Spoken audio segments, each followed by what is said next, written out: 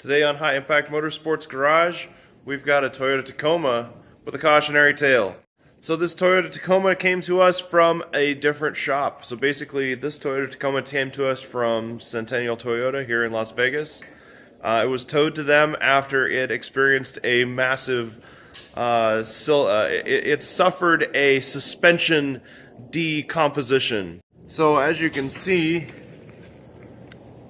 the nut is missing on the back of this control arm shaft, and for whatever reason that was forgotten, that came loose.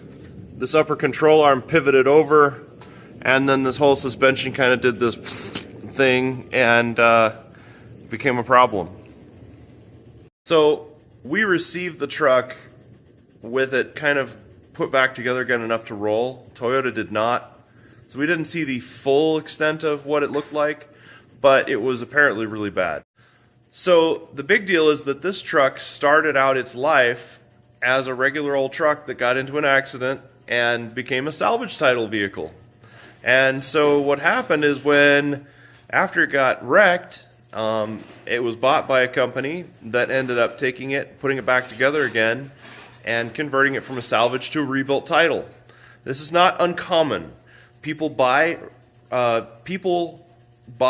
wrecked cars all the time, fix them, and sell them.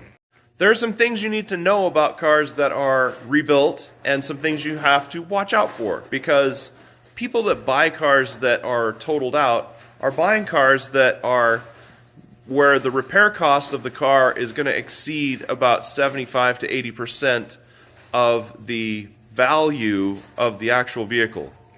So if it costs 75 to 80%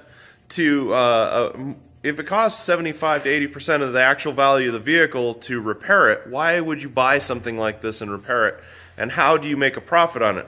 Well, ultimately, it's stuff like this Toyota that are usually sold over MSRP, that are victims, well, not victims, that are usually that are bought all the time, like pickup trucks and things like that, where they can sell them over MSRP.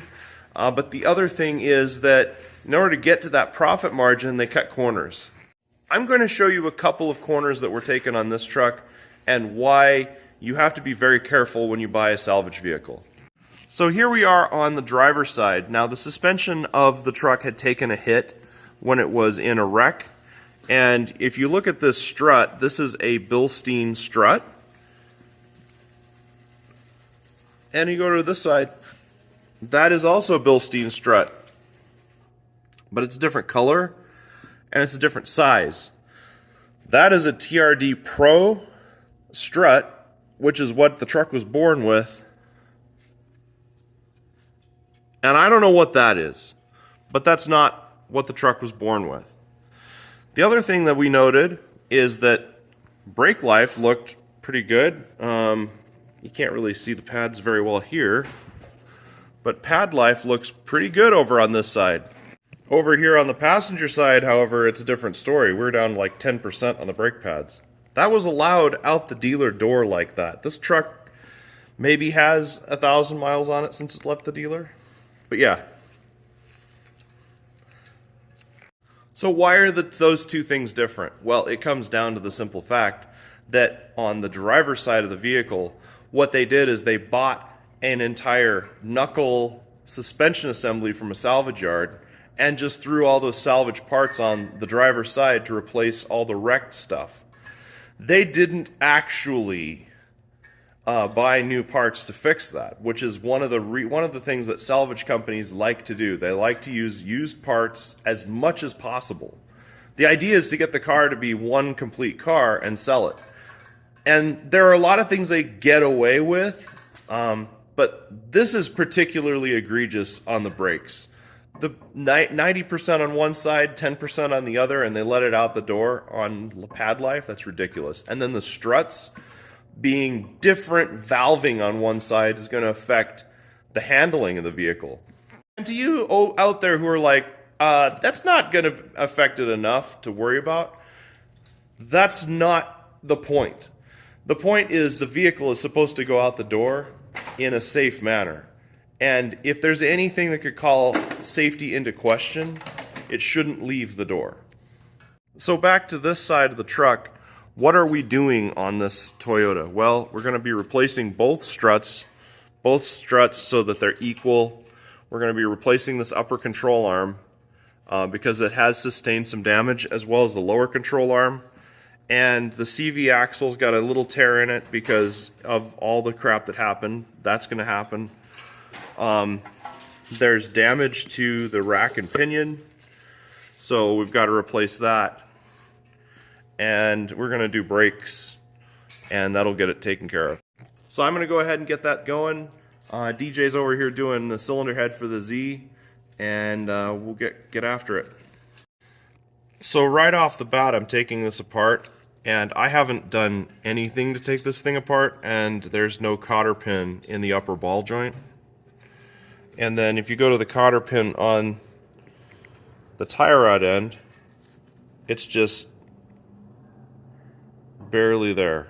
Like, I didn't even really feel like I had to work to get that out. So yeah, that's not good. Alright, so we're back with the Tacoma, and now you see that differential hanging down. That's a good sign. So the steering rack comes out through there. So take the steering rack back out through there, slide it all the way over, and then it comes through this hole. So the steering rack's out. All of the suspension is disassembled, and there's our old parts and pieces on the floor. And now it's time to go ahead and throw that rack in the car. So for the sake of time, it's good to note that I started this at about 10 o'clock this morning, probably closer to 9:30, 10 o'clock, and it is 12:42 right now. So I have a few more hours that I need to get that back together again, and we'll see where we end up with. All right, we're we got a little bit further along in this job, and we've got the lower control arm, strut in, steering rack is in, and our new strut on this side. What I'm doing right now is, since this needs an alignment, I'm setting all of my alignment points to a neutral point. So if you notice on this, what goes on is this eccentric is in the middle position as opposed to pushing out or pulling in. This guy over here is in the same position. Putting it in a neutral position gives the alignment shop the best reference point to start with, and it also gives me a good spot to start with. If there's any most of this stuff is going to be neutrally positioned anyway, so if it has to be moved a lot to look straight, then that's a good indicator there's frame damage, at which point then we'd have to have another conversation. Alright, so the Tacoma is now on the ground, and so we're going to follow the correct procedure, which means the next step is to tighten this through bolt that goes all the way across. That bolt is actually what caused the whole reason for us to be even here. Alright, so as is mostly the case with modern cars, you're going to have messages when there's a wreck or a accident or anything like that. So we got messages coming up: check vehicle stability control system, pre-collision system malfunction. So we got to check that out. Alright, as is expected, we've got a whole stack of codes. There's one in the four-wheel drive module. Let's go see what that is.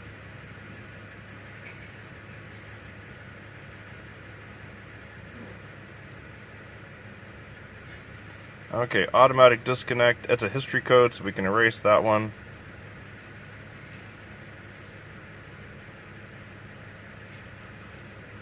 Okay, escape. Oh.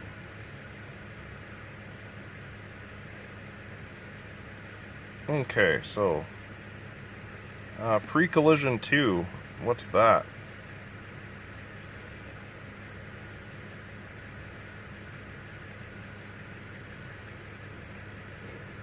And let's see what that's gonna be.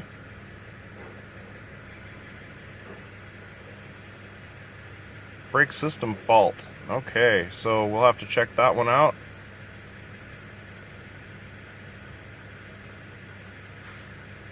And intuitive parking assist. No.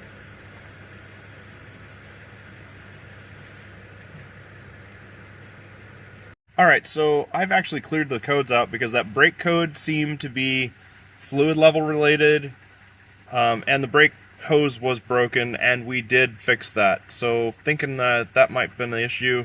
A couple others are related. We're going to take it for a drive and just verify that that's all good, and then it's off to the alignment shop. Alright, so road test went well, no codes, everything seems to be fine, except the alignment needs to be adjusted, but that's fine. We'll get that over to the alignment shop tomorrow, and probably like this. Okay, well that's a wrap on that Toyota Tacoma. We got that thing back from alignment, it drives straight, it's great, the customer's very happy, so it's on its way home. Thanks for watching!